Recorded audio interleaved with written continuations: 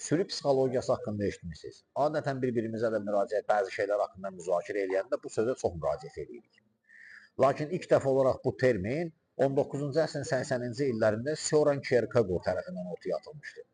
Daha sonra Friedrich Nietzsche tərəfindən də bu termin inkişaf etdirilmiş və hər ikisinin ortaya çıxartdığı bir məsələ var idi. Sürü motivasiyası, sürü instinkti və sürü mənəviyyatı.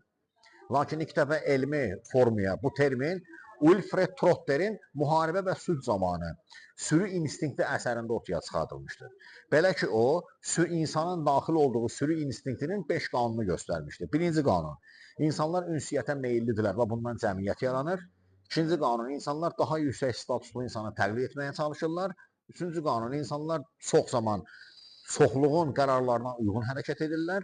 Dördüncü qanun, insanlar çox zaman çoxluğun informasiyasını daha doğru sayırlar. İnsanlar çox vaxt, beşinci qanun, çoxluğu daha çox imitasiya edirlər, yəni təqlid edirlər.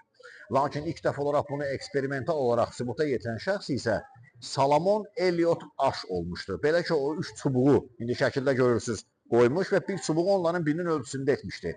Və 7 nəfər eksperiment təcrübəsi arasında bir iş aparmışdı. Onların 6-sı Salomonun özünün assistentləri idi, biri isə təsadüfi adam idi. Lakin o da elə bilirdi ki, həmin 6 adam təcrübədə iştirak edənlərdir. Və hər dəfə də deyir, həmin çubuğu bu çubuqlardan biri ilə uyğunlaşdırmaq lazım gələndə həmin adam 6 adamın dediyi ilə oturtururdu. Baxmayaraq ki, özü yaxşı bilirdi ki, o çubuq hansı çubuqla eyni ölçüdədir. Və bundan belə bir nəticəyə gəlinmişdir ki, insanlar çox zaman çoxluğun düşüncəsinə uyğun hərəkət edirlər. Nəinki öz düşüncələrini.